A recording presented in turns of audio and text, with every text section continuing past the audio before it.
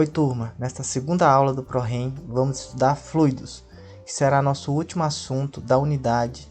Este assunto está contido no capítulo 14 do livro Fundamentos de Física do Halliday, que é nossa leitura obrigatória para esta aula. Vamos dividir nossa aula em 3 partes. Uma parte referente à definição e características dos fluidos, outra parte vamos estudar os fluidos em repouso e para finalizar vamos estudar os fluidos em movimento. Fluido pode ser definido como qualquer substância que consegue escoar, ou seja, substâncias líquidas ou gasosas são consideradas fluidos. A propriedade de escoar se deve que os fluidos não resistem a uma tensão de cisalhamento. Esta tensão é gerada por uma força paralela à superfície do fluido. Devido à propriedade de escoar, os fluidos possuem a forma do recipiente que está contido. Na mecânica newtoniana, a força e a massa são grandezas que expressam as leis. Já na mecânica dos fluidos, as grandezas que vamos trabalhar para expressar as leis são as grandezas físicas de pressão e massa específica. A pressão P é definida matematicamente como a razão entre a força e a área, sendo que esta força é a força normal aplicada uniformemente em toda a área da superfície.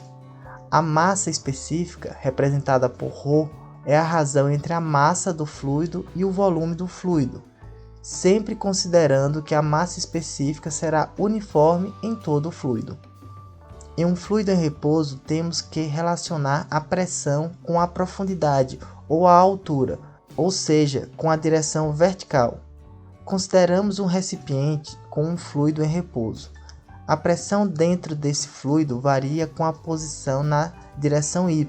Temos que P2 é igual a P1 mais ρ vezes a aceleração da gravidade vezes a diferença de y1 e y2. Esta expressão mostra que a pressão em um fluido varia somente na vertical. E se considerarmos P1 como sendo a pressão atmosférica P0 em relação à superfície do mar e P2 como uma pressão qualquer P, no qual chamamos de pressão absoluta, e a diferença Y1 menos Y2 sendo substituída por H, que será a altura ou a profundidade em relação à superfície, temos que pressão absoluta é igual a pressão atmosférica mais ρgh. O sinal dessa equação será positiva quando trabalharmos com profundidade e negativa quando trabalharmos com altura. Temos em mente que quando mergulhamos a pressão vai aumentar, por isso sinal positivo, e quando subimos uma montanha a pressão irá diminuir, por isso o sinal é negativo. Para fluidos em repouso temos 2 princípios muito importantes: o princípio de Pascal e o princípio de Arquimedes. O princípio de Pascal nos fala que em um fluido incompressível, quando se aplica uma pressão externa sobre esse fluido, a pressão do fluido varia igualmente em todo o fluido, em todas as direções e também na parede do recipiente. Esse princípio é utilizado no elevador hidráulico, em que o P1 é igual a P2, ou seja, a pressão na entrada é igual à pressão na saída. Com isso, força dividido pela área na região 1 vai ser igual a força dividido pela área na região 2.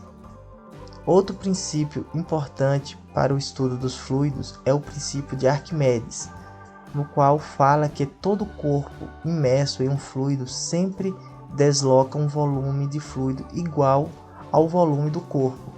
E esse corpo sofre uma força igual à força-peso da massa do fluido deslocada pelo corpo.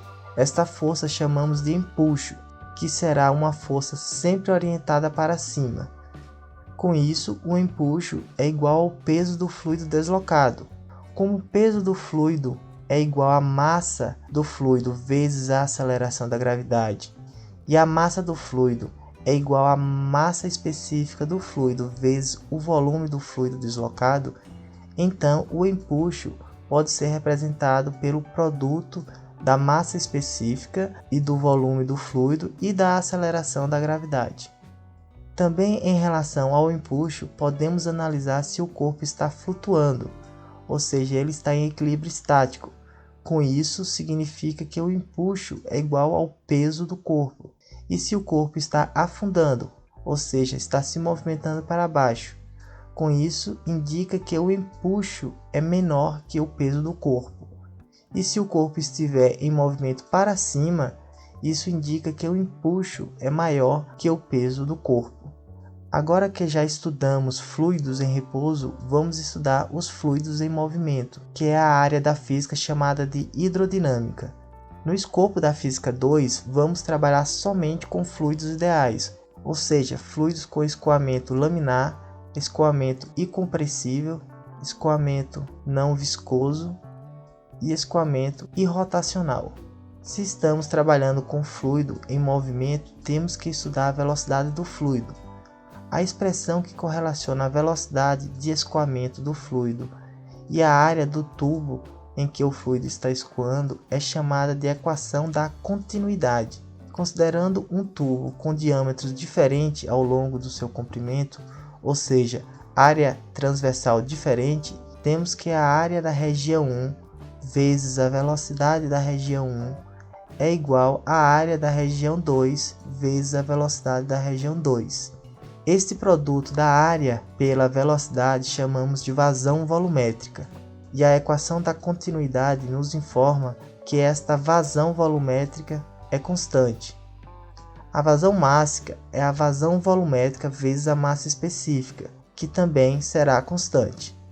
Agora vamos considerar uma tubulação que varia seu diâmetro e também há uma variação na altura durante seu comprimento. Com isso, a expressão que correlaciona essas variações é chamada de equação de Bernoulli, onde P1 mais 1 meio de ρ vezes a velocidade 1 ao quadrado mais ρ vezes a aceleração da gravidade vezes y1 é igual a pressão 2 mais 1 meio de ρ vezes V2 ao quadrado mais ρ vezes g vezes y2 ao quadrado.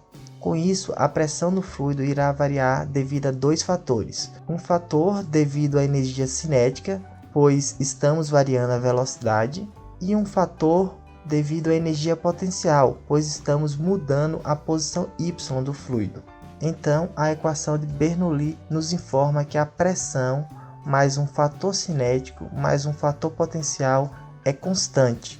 Esta expressão é simplificada em dois casos. Quando o fluido está em repouso ou não varia a velocidade, V1 será igual a V2, com isso não há fator cinético. E o outro caso é se o fluido tem a mesma altura, ou seja, Y1 é igual a Y2, com isso não haverá fator potencial.